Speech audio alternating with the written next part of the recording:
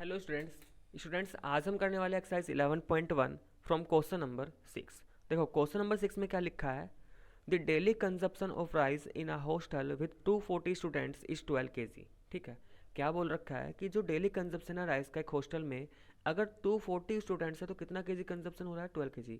मतलब जब number of students 240 है तो वो जो राइस है वो कितना यूज़ होगा, 12 kg यूज़ होगा। फिर आगे लिखा है find the consumption of rice if the number of student is reduce to 170। कि अगर ये नंबर ऑफ स्टूडेंट्स कम हो जाए तो कितना कंजप्शन होने वाला है राइस का, ये हमें बताना है। अब ये बताओ भाई, जैसे जैसे नंबर ऑफ स्टूडेंट हमारा कम होगा वैसे वैसे जो हमारा कंजप्शन हो रहा है राइस का, जो राइस यूज़ किया जा रहा है वो कम होगा कि नहीं होगा।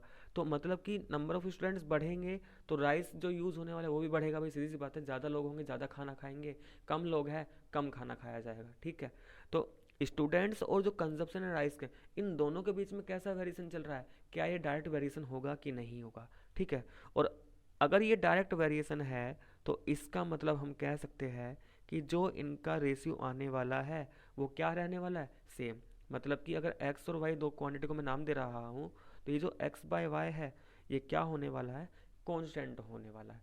तो इसका मतलब 240 अपॉन 12 इज इक्वल टू किसके, 170 अपॉन वाई। अब मुझे y निकालना है तो ऐसा करते हैं, क्रॉस मल्टीप्लाई कर लेते हैं। तो 240 into Y is equal to क्या, 170 इंटू 12। देखो भाई मुझे y चाहिए तो y को रखा LHS में, और जो भी y के साथ नंबर है उसको उठाएंगे, मल्टीप्लाई में है तो साइड चेंज होने पर आ जाएगा डिवाइड में। इस जीरो से ये जीरो से कैंसिल, 12 से 24 टू टाइम्स, तो यहाँ पे y कितना आ जाएगा हमारे पास, 17/2। और 17/2 को डिवाइड करेंगे तो आ जाएगा 8.5। ठीक है, तो ये कितना आ गया हमारे पास, 8.5। और 8.5 क्या है यहाँ पे, देखो ये y क्या था, ये कंजप्शन ऑफ राइस है। तो अगर हम विद यूनिट लिखें तो हम कह सकते हैं कि जो 8.5 kg राइस है वो हम यूज़ करने वाले हैं। तो आंसर में क्या आ जाएगा हमारा, 8.5 kg राइस।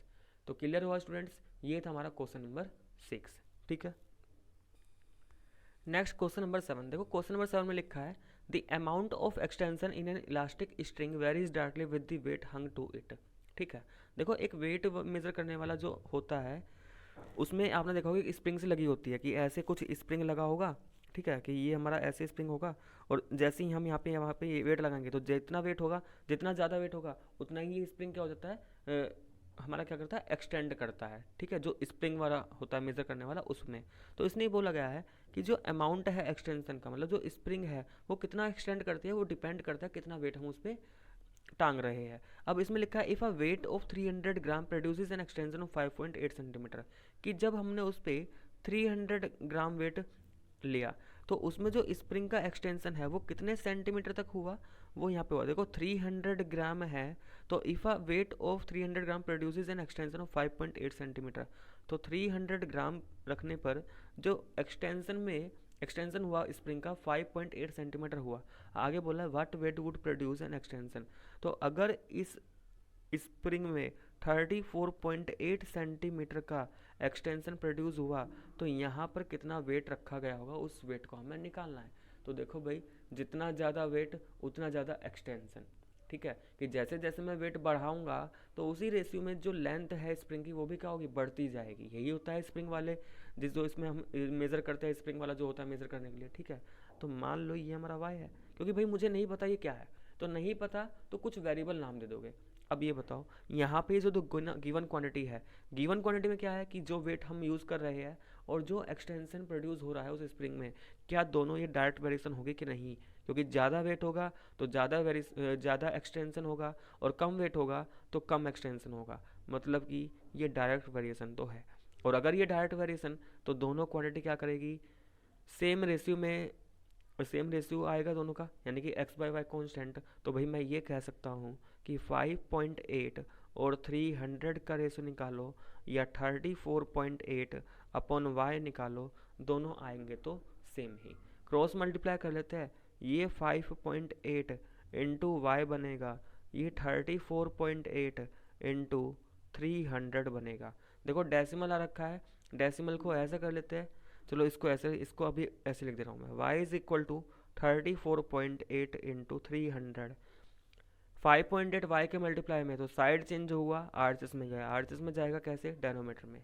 अब ध्यान रखो, अगर डेसिमल के बाद सेम नंबर ऑफ डिजिट है, देखो ऊपर डेसिमल एक ही जगह है तो इसके बाद कितनी डिजिट, एक, नीचे डेसिमल एक ही जगह कितनी डिजिट, एक, दोनों जगह है जो डेसिमल के बाद डिजिट है सेम आ रखी है ना, तो डेसिमल से डेसिमल को रिमूव कर सकते हैं सीधे सीधे, ठीक है। तो ये बन जाएगा हमारा क्या, 348 इंटू 300 डिवाइड बाय किससे भाई, 58 से, ठीक है। सोल्व करते हैं, ये 2 से जाएगा, 2 टू ज़ा 4, 2 9 जा 18, ये किससे जाएगा, 2 1 जा 2, 2 7 जा 14, 2 4 जा 8। अब देखो 29 का अगर मैं 6 से मल्टीप्लाई करूँ तो देखो 6 9 जा कितना होगा, 54, 4 आएगा, 6 टू 12 5 17, तो 29 से 174 6 टाइम्स आ रखा है। इसका मतलब y कितना आ जाएगा, 6 इंटू 300, और 6 इंटू 300 करेंगे कितना आएगा, 1800। मतलब कि जो वेट हमें उसमें यूज़ करना पड़ेगा 1800 ग्राम यूज़ करना पड़ेगा। बात क्लियर होगी। तो अगर हम चाह रहे हैं कि 34.8 सेंटीमीटर का एक्सटेंशन हो स्प्रिंग में, तो हमें कितना वेट यूज़ करना है, 1800 ग्राम, ठीक है। तो स्टूडेंट्स ये था हमारा क्वेश्चन नंबर 7, ठीक। नेक्स्ट आते हैं क्वेश्चन नंबर 8 पर।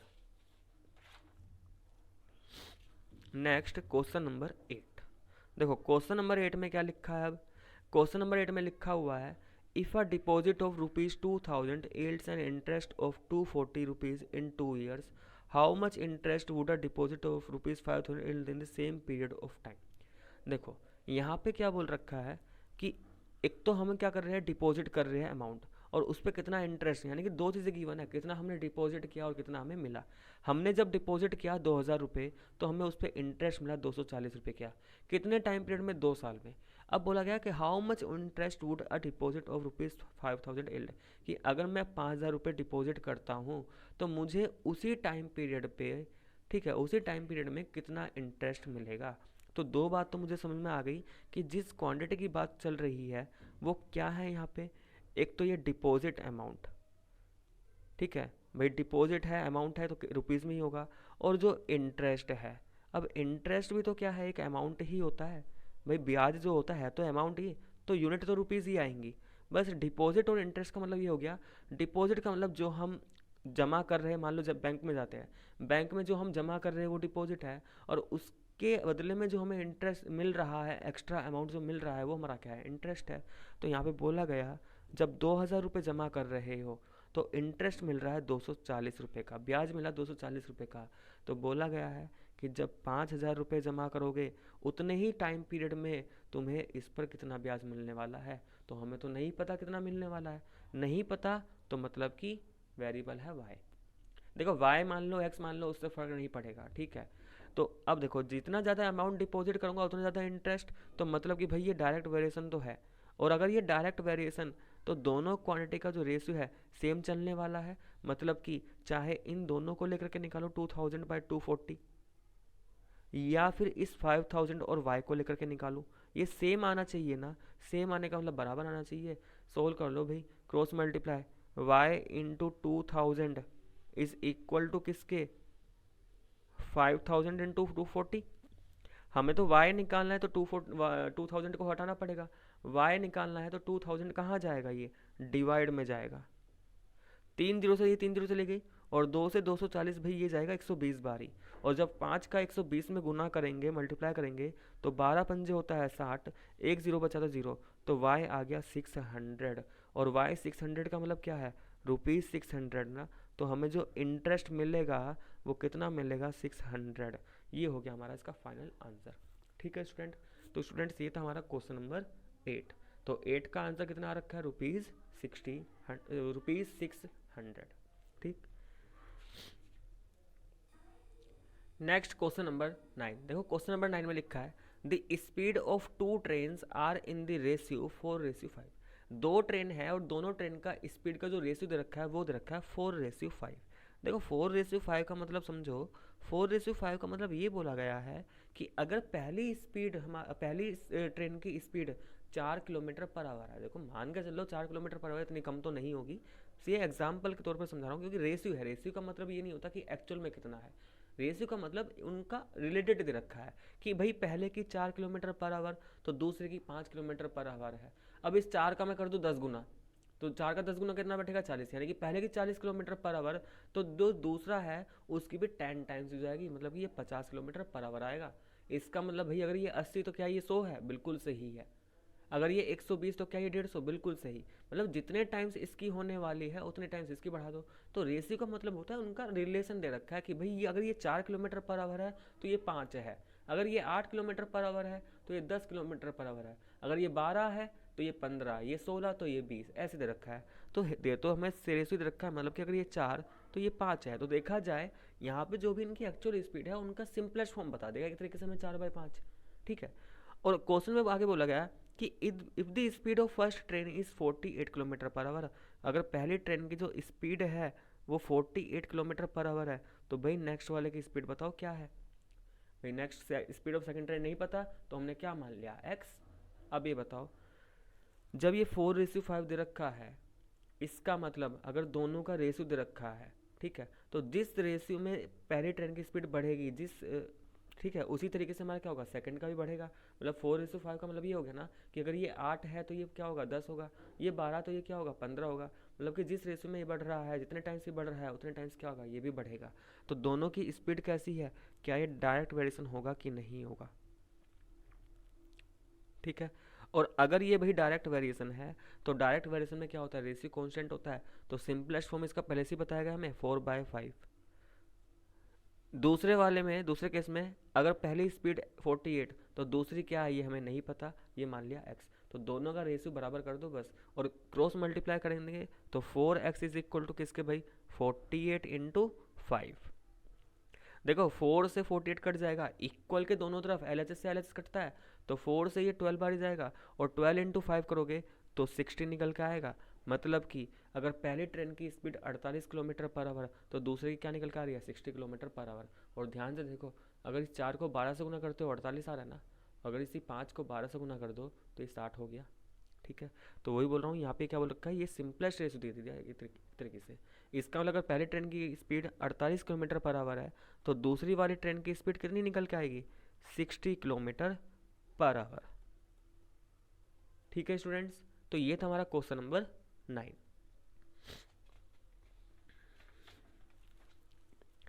नेक्स्ट आता है इसमें क्वेश्चन नंबर 10। देखो क्वेश्चन नंबर 10 में लिखा है if 16 man can make 320 art pieces in 1 day. अब देखो यहाँ पे क्या चल रहा है कि भाई मैन है और वो कुछ काम कर रहे हैं, वो क्या बना रहे हैं, कुछ आर्ट पीसेस बना रहे हैं। तो जो यहाँ पे गिवन क्वांटिटी का जो रिलेशन रखा है वो ये बता रखा है कि नंबर ऑफ मैन कितने हैं और नंबर ऑफ आर्ट पीसेस, मतलब कुछ बना रहे हैं, आर्ट पीसेस बोल रखा है उसने, तो वो कितने बना रहे हैं। अब ध्यान से देखो इसने क्या कहा, इफ 16 मैन कैन मेक, यानी कि अगर 16 मैन 320 आर्ट पीसेस बना रहे हैं एक दिन में, then how many man will be needed to make 1280 such art pieces in 1 day. यानी कि उतने ही टाइम पीरियड में, टाइम चेंज फिक्स कर रखा है, एक ही दिन में बनाने हैं। भाई ये बताओ, जब एक दिन में 320 पीस बनाने के लिए 16 मैन चाहिए, तो अब मैंने नंबर ऑफ आर्ट पीसेस को बढ़ा दिया 1280, तो इसका मतलब नंबर ऑफ मैन तो मुझे ज़्यादा ही चाहिए होंगे, क्योंकि मैं टाइम को नहीं बढ़ा रहा हूँ, मैंने टाइम फिक्स कर रखा है कि भाई मुझे आज ही बना के देना है पूरा एक ही दिन के अंदर। जब मैं चाह रहा हूँ एक ही दिन के अंदर, तो नंबर ऑफ पीसेस क्या होंगे हमारे, बढ़ेंगे, ठीक है। तो अगर मैं नंबर ऑफ पीसेस को बढ़ा दे रहा हूँ और टाइम मैंने एक ही दिन का रखा, तो भाई नंबर ऑफ मैन तो मुझे बढ़ाने पड़ेंगे ना, और ये कितने हैं ये नहीं पता। लेकिन इतना क्लियर है कि जिस रेशियो में ये बढ़ा होगा वो रेशियो सेम रहने वाला है। मतलब अगर ये 320 का मान लो 4 गुना हो रखा है तो ये भी 4 ही गुना होगा। मतलब कि चाहे यहाँ से रेशियो निकालो चाहे यहाँ से निकालो, दोनों का सेम। तो ये बात तो क्लियर हो चुकी कि ये जो दो गिवन क्वांटिटी, अच्छा वो गिवन क्वांटिटी क्या क्या चल रही है यहाँ पे, नंबर ऑफ मैन और नंबर ऑफ आर्ट पीसेस, इन दोनों में जो वेरिएशन होने वाला है वो कैसा होने वाला है, डायरेक्ट वेरिएशन। क्योंकि मैं काम बढ़ा दे रहा हूँ, तो मुझे उस काम को पूरा करने के लिए वर्कर ज़्यादा चाहिए होंगे, मुझे नंबर ऑफ मैन ज़्यादा चाहिए होंगे यहाँ पे, ठीक है। तो नंबर ऑफ मैन क्या है x। तो मैं कह सकता हूँ कि भाई 16/320 का रेशियो इज इक्वल टू क्या है, x/1280, यही होने वाला है, ठीक है। सोल्व कर लेते हैं इसको, मुझे x निकालना है, मुझे क्या निकालना है x, भाई x निकालना है तो 1280 को यहाँ से हटाना पड़ेगा। तो ये 1280 कहाँ जाएगा, क्योंकि डेनोमीटर में है तो साइड चेंज होगी तो LHS पहुँचेगा, LHS में कहाँ जाएगा, न्यूमेटर में जाएगा, और 320 हमारा ये नीचे रहेगा, ठीक है। अब देखो, जीरो से ये जीरो कैंसिल हो जाएगी भाई, और यहाँ बचा 32, 16 से 32 दो बार ही जाएगा, और दो से एक बार ये, और दो से ये 6 और 4, 2 6 12 2 4 8। तो देखो x कितना आ चुका, 64। और x 64 आने का मतलब कि अगर मुझे 1280 पीसेस बनाने हैं ये, ठीक है, तो मुझे कितने मैन की रिक्वायरमेंट है, 64 मैन। ठीक है, तो जो फाइनल आंसर लिखो उसको प्रॉपर यूनिट के साथ लिखना, कि भाई वो स्पीड है तो किलोमीटर पर आवर लिखो, ठीक है, नंबर ऑफ मैन है तो इतने मैन है, अमाउंट है तो रुपीज़, ठीक है, पूरा प्रॉपर आंसर दो तो ज़्यादा सही रहेगा। तो कितने मैन की रिक्वायरमेंट है यहाँ पे, 64 मैन। तो स्टूडेंट ये था हमारा question number 10। Next question number 11, देखो क्वेश्चन नंबर 11 में लिखा है a fish with a mass of 3 kg causes a fishing pole to bend 9 centimeter. If the amount of bending varies directly with the mass, how much will the pole bend for a 2 kg fish? देखो भाई ऐसा दे रखा है कि मान लो एक पोल था, ठीक है, ये हमारा पोल था, और जैसे ही मैंने इस फिश को इस पोल पर यहाँ पे टांग दिया उसको, तो वो पोल कुछ इस तरीके से बेंड हो जाता है। ठीक है, वो पोल कुछ इस तरीके से बेंड हो गया, यानी कि जो पोल इतना था वो 9 सेंटीमीटर नीचे तक आ गया।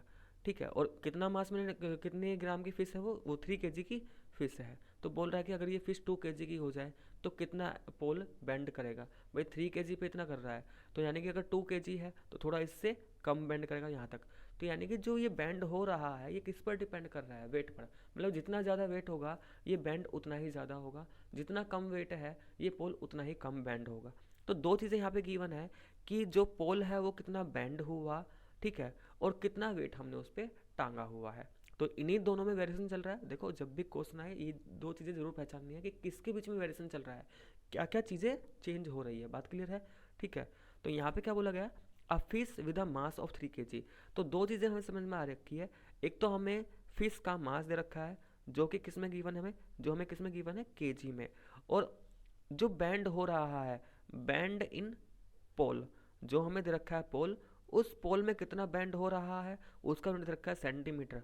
तो पहले पार्ट में क्या बोलेगा कि जब 3 kg का फिश है, जब 3 kg की फिश है तो बैंड हो रहा है 9 सेंटीमीटर का। तो हमें बताना है कि इफ़ द अमाउंट ऑफ, कि अगर वो 2 kg की फिश हो जाए, अगर फिश का वेट क्या कर दिया कम, तो किस रेशियो में कम होगा। मान लो y, देखो वेरिएबल, कभी मैं x ले रहा हूँ कभी मैं y, तो ये मैं ऐसा कर रहा हूँ क्योंकि इसमें यही चीज़ है कि वेरिएबल तुम x लो y लो उससे फ़र्क नहीं पड़ेगा, कुछ भी मान सकते हो, कोई दिक्कत वाली बात नहीं है। ठीक है, अब देखो मास और जो बैंड हो रहा है पोल में, क्या ये डायरेक्टली वेरिएशन होगा कि नहीं होगा। देखो इसमें लिख भी दिया है, और ना भी लिखा होता तो भी ये डायरेक्टली वेरिएशन ही होगा, तो भी ये डायरेक्ट वेरिएशन ही होगा, क्योंकि भाई जितना ज़्यादा वेट टांगोगे किसी पोल पर वो पोल उतना ही तो ज़्यादा झुकेगा।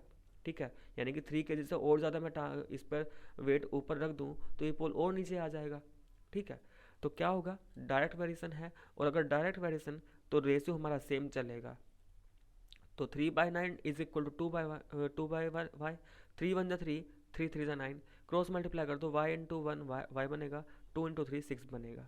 तो y इज इक्वल टू 6, और ये y क्या है, ये बैंड बता रहा है ना पोल में कितना बैंड हुआ, मतलब कि यूनिट क्या आएगी, सेंटीमीटर। तो हमारा जो बैंड आएगा पोल के अंदर वो कितना आएगा, 6 सेंटीमीटर का।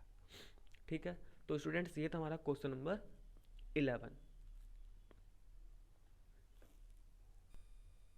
नेक्स्ट क्वेश्चन नंबर 12, देखो क्वेश्चन नंबर 12 में लिखा है when photograph of a bacteria is enlarged 50,000 times it attains a length of 5 centimetre, what is the actual length of the bacteria if the photograph is enlarged to 20,000 times only, what would be its enlarge length. देखो तो इस question में देखो हमें क्या बोला गया, एक बार समझो इसको। इसने ऐसे बोला, देखो बैक्टीरिया, अगर बैक्टीरिया की बात करूँ मैं, तुमने पढ़ा होगा साइंस में बैक्टीरिया की, जो बैक्टीरिया वगैरह होते हैं इनकी जो लेंथ होती है ये बहुत ही कम छोटी लेंथ के होते हैं, इतनी लेंथ के होते हैं कि इनको हम अपना नॉर्मल आई से देख ही नहीं सकते, विदाउट माइक्रोस्कोप ही हम देख ही नहीं पाएंगे, इतना आपने पढ़ा होगा।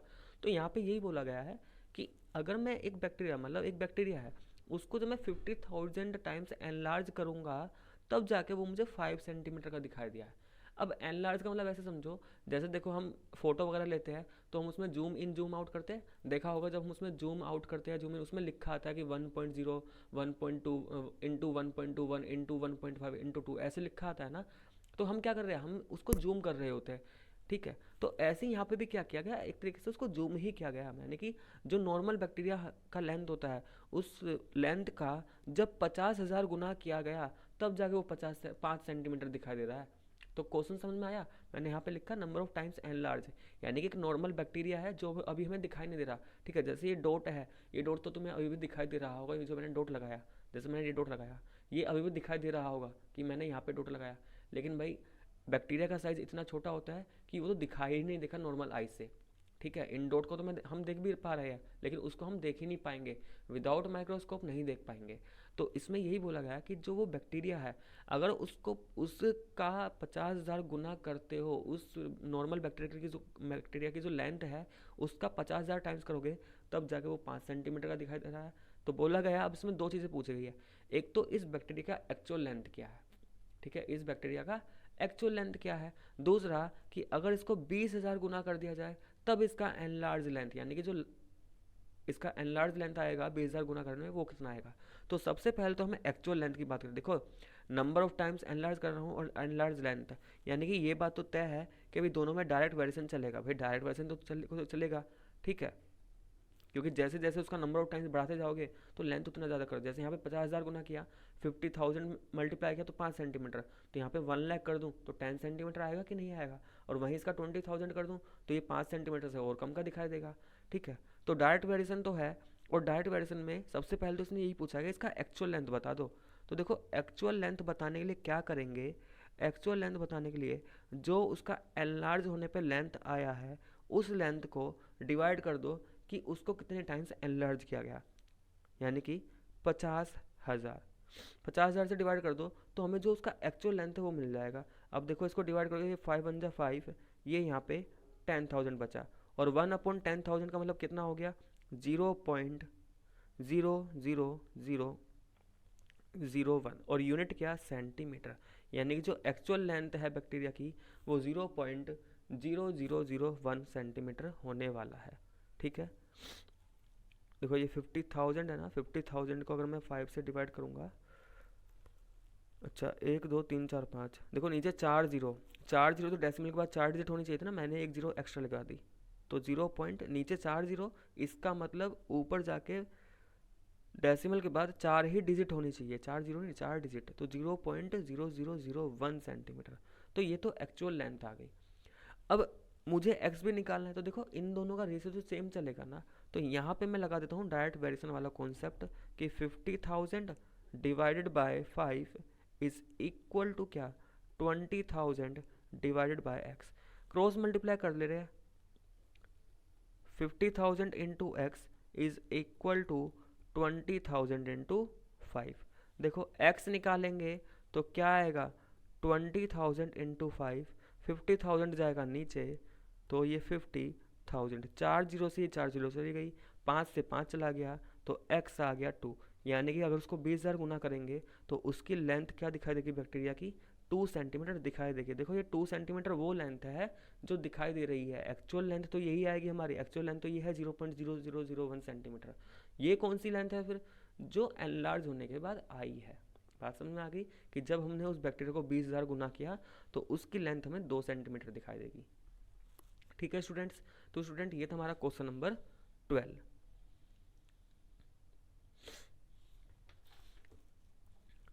नेक्स्ट आते हैं इसमें क्वेश्चन नंबर 13 पर।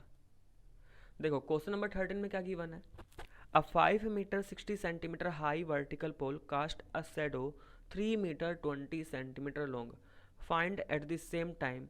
अब देखो यहाँ पे दो चीज़ें हैं, एक तो पोल और उसका शैडो, यानी कि लेंथ ऑफ पोल और लेंथ ऑफ शैडो।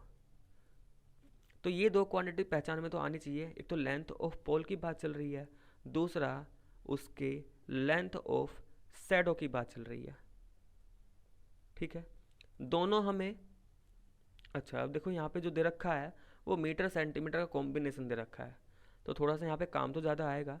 पहले इसको नॉर्मल जो दे रखा है उतना लिखते हैं। क्या बोला गया है, a 5 metre 60 centimetre high vertical pole, एक पोल है, इस पोल की जो लेंथ दे रखी है 5 मीटर एंड 60 सेंटीमीटर दे रखा है, और इस पोल की जो शैडो है वो शैडो 3 मीटर 20 सेंटीमीटर लॉन्ग है, ठीक है। आगे बोला गया है इसमें क्या पूछा गया, find at the same time, same time पे फाइंड करना क्या, length of shadow cast by another pole, मतलब एक दूसरा पोल है, उस पोल की लेंथ क्या होगी शैडो की, जबकि उस पोल का हमें हाइट क्या दे रखा है, 10 मीटर 50 सेंटीमीटर दे रखा है। ठीक है, तो इस टाइम पे इस पोल की लेंथ क्या होने वाली है, शैडो की लेंथ क्या होने वाली है। अच्छा, इसमें एक और कॉलम आएगा, वो कॉलम मैं नीचे बना दे रहा हूँ। ठीक है,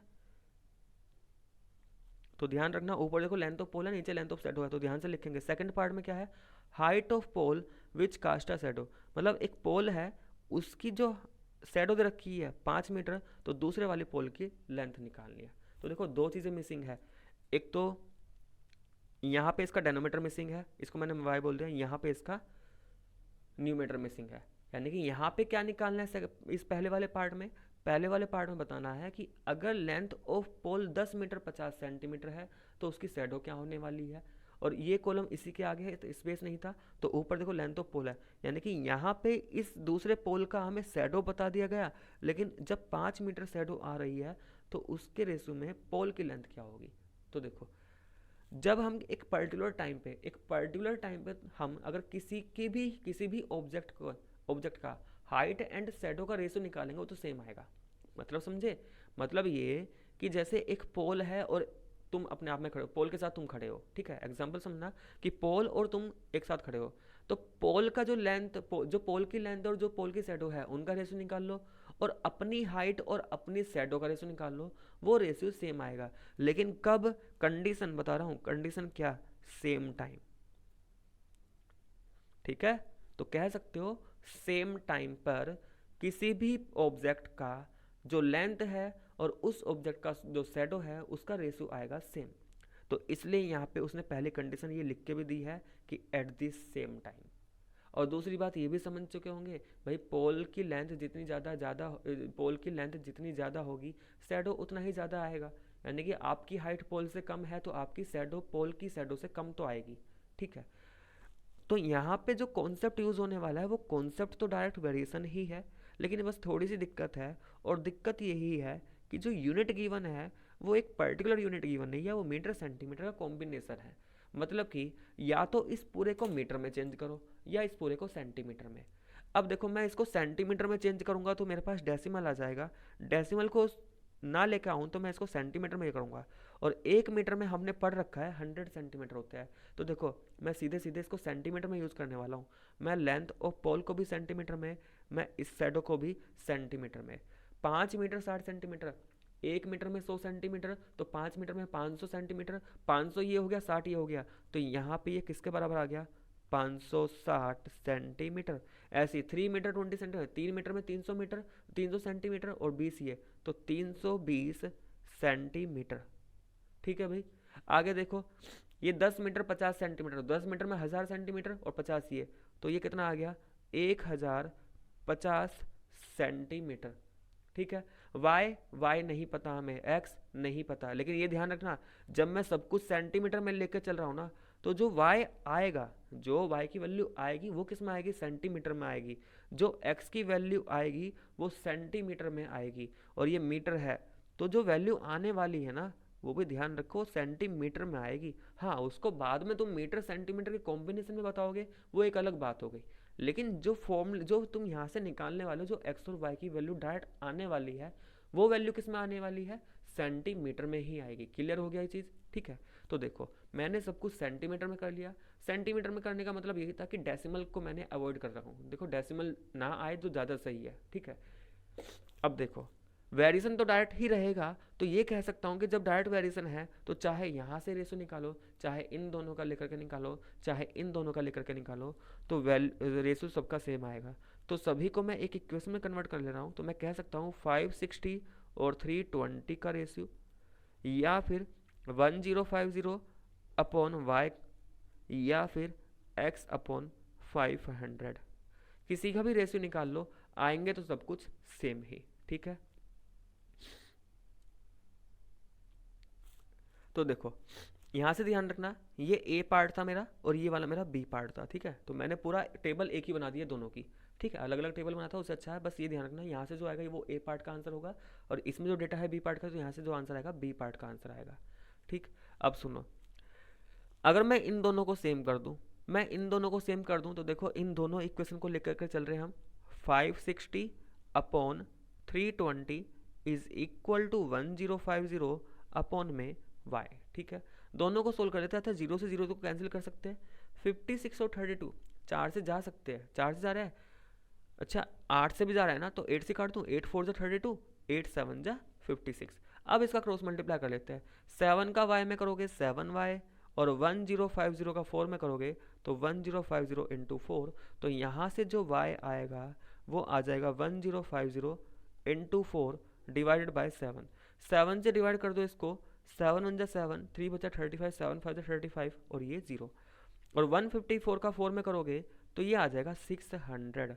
मतलब कि ये हुआ, देखो y क्या था पहले वाले पार्ट का, तो पहले वाले पार्ट में ये बोल सकता हूँ कि जब हमारा length of pole 10 metre 50 centimetre होने वाला है, जब किसी पोल का लेंथ 10 मीटर 50 सेंटीमीटर, तो उस टाइम पे जो ये लेंथ ऑफ शैडो आया है, भाई y क्या रिप्रेजेंट कर रहा है, लेंथ ऑफ शैडो।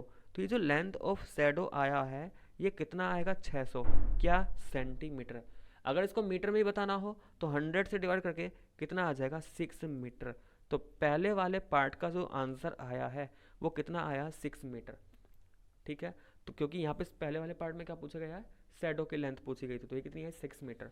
अच्छा, अगर मैं इसके साथ इसको लेकर के चलूँ, देखो इन दोनों इसके साथ इसको लेकर के चलता हूँ, तो यहाँ से देखो x आएगा, x का मतलब b पार्ट का आंसर आएगा, तो ये बनेगा 560 by 320 is equal to x by 500। ठीक है, जीरो से जीरो चला जाएगा, ये 8 से 7 बारी, ये 8 से 4 बारी। अब यहाँ पे क्रॉस मल्टीप्लाई करेंगे तो 7 इंटू 500 को उधर ही भेज देता हूँ, क्रॉस मल्टीप्लाई ना करके सीधे 500 को उठाओ उधर भेज दिया ऊपर, और नीचे 4 ऐसे रहने दो, और x एक तरफ। 4 से ये डिवाइड हो जाएगा, 4 से डिवाइड होगा, 4 1 जा 4, 10 बचा, 4 2 जा 8, 2 बचा 0, तो 20, 4 5 जा 20, और 125 का 7 गुना कितना आएगा भाई, 7 5 जा 35, 7 2 जा 14, 3 17, 7 जा 8 75। यूनिट सेंटीमीटर में आएगी क्योंकि जो वैल्यूज लेके चल रहा हूँ वो सब कुछ किस में है, सेंटीमीटर। तो x आ गया 875 सेंटीमीटर। अच्छा, इसको मीटर सेंटीमीटर के कॉम्बिनेशन में, तो मैं इसको 800 सेंटीमीटर प्लस 75 सेंटीमीटर लिख सकता हूँ। देखो 800 सेंटीमीटर को अगर मीटर में कन्वर्ट करो तो 100 से डिवाइड कर लो, तो ये 8 मीटर, और ये 75 सेंटीमीटर।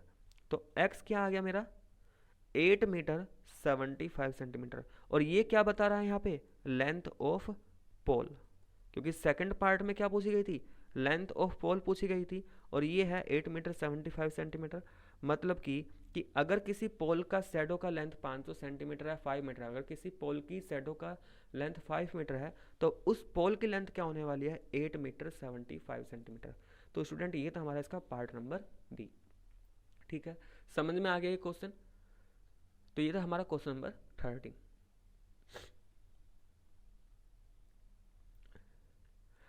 अब इस एक्सरसाइज का last question question number 14। Next question number 14। Question number 14 में क्या दे रखा है, a car travels 432 kilometre on 48 litres of petrol, how far will it travel on 20 litres of petrol. देखो क्वेश्चन नंबर 14 में क्या बोला गया है कि एक कार जो है वो 432 किलोमीटर ट्रेवल कर रही है, कितने पेट्रोल में, 48 लीटर पेट्रोल में। तो how far will it travel on 20 litre of petrol. भाई देखो, जब गाड़ी 48 लीटर में 432 किलोमीटर जा रही है तो सीधी सी बात है 20 लीटर पेट्रोल होगा तो गाड़ी कम चलेगी। इसका मतलब यहाँ पे वो दो क्वांटिटी क्या क्या दे रखी है, एक तो डिस्टेंस कि गाड़ी जो है हमारा कितना डिस्टेंस कवर कर रही है, और दूसरा पेट्रोल कि जो ये पेट्रोल है लीटर में कितना गिवन है, कि जब ये 48 लीटर पेट्रोल है तब हमारी गाड़ी जा रही है 432 किलोमीटर। तो ये बोला गया है कि जब 20 लीटर पेट्रोल होगा गाड़ी में तो वो कितना किलोमीटर जाएगी, हमें नहीं पता कितना जाएगी, तो नहीं पता तो x है। ठीक है, जब कुछ ना पता तो कुछ भी वेरिएबल लेट कर लो, एक्स वाई जेड जो मन करे। अब इतना तो भाई बात सीधी सी है, दोनों में डायरेक्ट वेरिएशन होगा। क्यों, क्योंकि भाई देखो पेट्रोल ज़्यादा होगा गाड़ी ज़्यादा जाएगी, पेट्रोल कम गाड़ी कम चलेगी। ठीक है, अब बगैर पेट्रोल तो गाड़ी भागेगी नहीं, कि भाई तुम पेट्रोल कम कर दो तो गाड़ी हमारा और ज़्यादा चलेगी, तो फिर तो हम पेट्रोल डालेंगे ही नहीं, गाड़ी बहुत ज़्यादा जाएगी। ठीक है, तो यहाँ पे क्या करेंगे, ये भी हमारा डायरेक्ट वेरिएशन ही होगा। अब अगर ये डायरेक्ट वेरिएशन है तो कई बार बता चुका हूँ, अब तो भाई समझ में आ चुका होगा, कुछ नहीं करना होता। अगर ये टेबल बना ली, टेबल बनाने के बाद कुछ नहीं, इनका रेशियो बराबर कर देना होता है। तो 432 बटे 48 और ये x बटे में 20, क्योंकि हमें x निकालना है। x निकालना है तो 20 को हटाना पड़ेगा, 20 यहाँ से हटेगा तो LHS में जाएगा। लेकिन LHS में कैसे जाएगा, इधर RHS में 20 बैठा है नीचे, 20 नीचे बैठा है, उधर ले जाके ऊपर बैठा देंगे। ठीक है, देखो 8 से ऊपर नीचे कट जाएगा, ये 8 6 48 और ये 8 5 40, 3 बचा 32 हो गया, 8 चौक 32। ठीक है, 6 से 54 9 बारी जा रहा है और 9 गुना 20 करेंगे 180 आएगा। मतलब कि x आ गया 180 और ये x क्या रिप्रेजेंट कर रहा है, डिस्टेंस ना, तो मैं इसको कैसे लिखूंगा 180 किलोमीटर। ये है मेरा फाइनल आंसर। मतलब कि अगर गाड़ी में 20 लीटर पेट्रोल है तो इस हिसाब से वो 180 किलोमीटर डिस्टेंस कवर करेगी। ठीक है बच्चों, तो बच्चों आज हमारा एक्सरसाइज 11.1 यहाँ पे कंप्लीट हो चुका है। ठीक है, नेक्स्ट वीडियो में हम 11.2 स्टार्ट करेंगे, साथ के साथ उसका इंट्रोडक्शन पार्ट भी करेंगे थोड़ा सा। ठीक है, तो अगर आपको वीडियो पसंद आया तो प्लीज़ वीडियो को लाइक करें। ठीक है, कोई भी डाउट है तो आप मुझे कमेंट बॉक्स में कमेंट करके बता सकते हो। तो इस वीडियो में बस इतना ही, तब तक के लिए नेक्स्ट वीडियो में मिलेंगे अब।